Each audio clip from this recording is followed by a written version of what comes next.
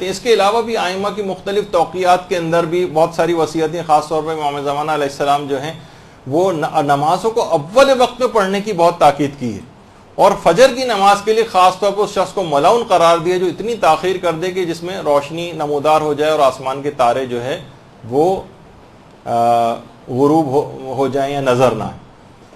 تو بہرحال آسمان سے تارے اس طرح سے اگر غائب ہو جائیں تو نمازوں کو اول اوقات میں پڑھنے کی بہت تاکید کی ہے۔ اور اس کے علاوہ امام زمانہ علیہ السلام خمس دینے کی بھی تاکید کرتے ہیں، بلکہ رہنمائی تک لوگوں کی ہے، کیونکہ دیکھیے اس کے اندر خود آپ کا فائدہ ہے، امام کا فائدہ نہیں، خود امام نے ایک موقع پہ کہا بھی ہے بلکہ کہ ہم تم لوگوں کے بھیجے ہوئے اموال کو صرف اس لیے قبول کرتے ہیں تاکہ تم لوگ پاک ہو جاؤ، تاکہ تم لوگ پاک ہو جاؤ۔ جو چاہے ہمارے پاس اپنے اموال بھیجے، جو چاہے نہ بھیجے، جو کچھ ہمارے پاس بھیجتے اس سے ہمارے پاس اس سے کہیں بہتر ہے جو اللہ نے ہم کو عطا کیا۔ تو یہ نہیں سوچیں کہ امام کے پاس بھیجنے سے یا ان کے نائبین مراجع کے پاس بھیجنے سے آپ نے بہت بڑا کوئی احسان کر دیا ہے ان کے اوپر، خود ہمارے اموال پاک ہوتے ہیں۔ امام باقاعدہ رہنمائی تک کرتے ہیں۔ کتنے واقعات ملتے ہیں آیت اللہ بہجت کے فرزند علی بہجت جو ان کی اس برابر میں بیٹھے ہوئے ہیں، انہوں نے خود ایک واقعہ نقل کیا ہے، کہہ رہے میرے والد کے انتقال سے سال بھر پہلے ایک فون میرے پاس آیا اویسی نام کا، اویسی، اور اس نے فون کیا اور کہا کہ ڈینمارک سے ایک شخص ہے جو کہ آغا بہجت سے ملاقات کرنا چاہتا ہے۔ انہوں نے کہا بھائی ملاقات تو آغا بہجت کرتے ہی نہیں، عام طور پر ممکن نہیں ملاقات۔ کہا کہ نہیں، وہ کچھ شرعی رقوم ان کو دینا چاہتا ہے۔ تو انہوں نے کہا کہ شرعی رقوم دینا چاہتا ہے تو ٹھیک ہے، بینک کے ذریعے بھیج دے۔ کہا کہ نہیں، وہ اپنے ہاتھ سے آغا بہجت کو دینا چاہتا ہے اور اس بات میں ایک راز ہے۔ بہرحال اس نے بڑا اصرار کیا، تو انہوں نے کہا بس ایک ہی چیز ممکن ہے کہ جب جمعے کی نماز کے لیے مسجد آتے ہیں آغا، تو اس وقت ان سے ملاقات کر لو اور اسی وقت اپنے ہاتھ سے دے دینا۔ تو کہہ رہے ہیں کہ آیت اللہ بہجت کے بیٹے علی جو ہیں وہ فرماتے ہیں کہ جب وہ شخص آیا تو دیکھا کہ 50 سال کا ایک عراقی شخص تھا۔ آیت اللہ بہجت مسجد کے اندر نماز پڑھانے کے لیے آئے، اور نماز پڑھا کے جب واپس جانے لگے اپنے کمرے کی طرف جو برابر میں ہی تھا، تو اس نے ہاتھ بڑھا کے ان کو جو شرعی رقم دینی تھی وہ دے دی۔ آغا بہجت نے ظاہر ہے وہ دیکھتے بھی نہیں تھے لوگوں کی طرف، اور وہی اپنی بے نیازی سے انہوں نے رقم دوسرے کے حوالے کی، اس کے بعد اپنے کمرے میں چلے گئے۔ تو اس شخص نے آغا بہجت کے بیٹے علی بہجت سے کہا کہ میں 14 گھنٹے کی فلائٹ سے یہاں پر آیا ہوں۔ تو انہوں نے کہا بھائی آپ کو آنے کی کیا ضرورت تھی، آپ آن لائن بینک ٹرانسفر وغیرہ کر سکتے تھے۔ کہا کہ آپ مجھے عام آدمی نہ سمجھیں، میں ڈینمارک اور سویڈن میں میرے 5 سپر سٹورز ہیں، بہت امیر آدمی ہوں۔ اچانک سے ایک دن مجھے اس بات کا احساس ہوا، میں نے بچپن میں کہیں سنا ہوا تھا کہ اموال کے اوپر خمس واجب ہوتا ہے۔ پھر کافر دنیا میں چلا گیا، میں بہت وہاں پیسے کمائے، اب سوچا کہ مجھے اپنے مال سے خمس ادا کرنا چاہیے، لیکن میں کسے دوں۔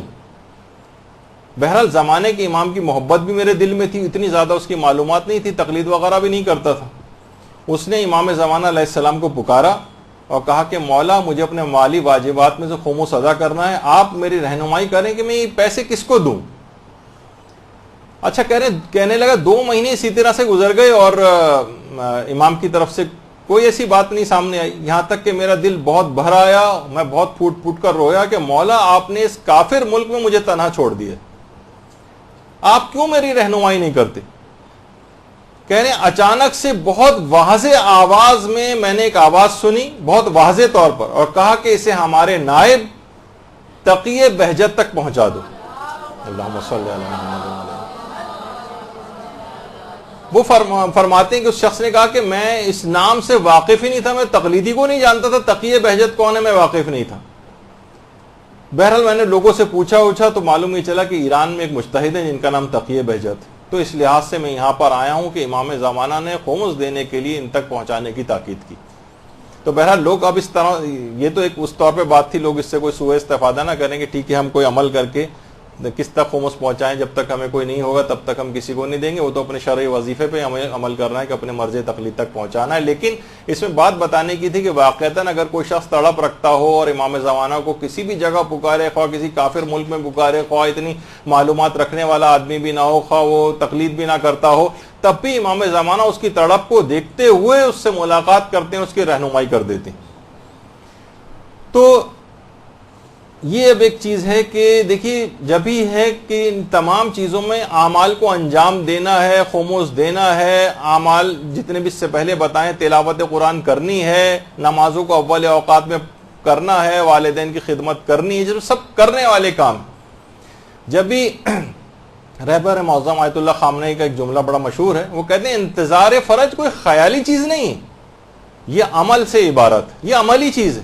انتظار فرج کے معنی نہیں کہ آپ بستر کے اوپر لیٹ کے بس بیٹھے انتظار کر رہے ہیں کہ امام کب آئیں گے، اس دوران ٹی وی وغیرہ بھی دیکھ رہے ہیں، چینل وینل تبدیل کر رہے ہیں اور جو ہے کہہ رہے ہیں کہ ہم انتظار کر رہے ہیں۔ نہیں، ایک انتظار فرج کوئی خیالی اور تصوراتی چیز نہیں جیسے کہ لوگوں نے سمجھ لیا، یہ ایک عملی چیز ہے، عملی۔ اچھا، اب جب عمل کریں گے تو کیا عمل کرنا ہے وہ بھی امام زمانہ نے خود ہی بتایا کہ ہم سے محبت کا مقصد واضح سنتوں پر عمل کی بنیاد پر ہونا چاہیے۔ بے شک ہم نے تمام ضروری نصیحتیں کر دی ہیں، خدا ہم پر اور تم سب پر گواہ، یعنی ائمہ نے اور دیگر معصومین نے، خود امام زمانہ نے سب کچھ بتا دیا، ساری شریعت آپ کے پاس ہے، ساری چیزیں۔ ہم سے محبت کا مقصد، تو امام فرماتے ہیں کہ ہم محبت، صرف محبت اور ان سے عقیدت کا اظہار کرنا اور بس جھکے چلے جانا ان کے نام پر، یہ نہیں۔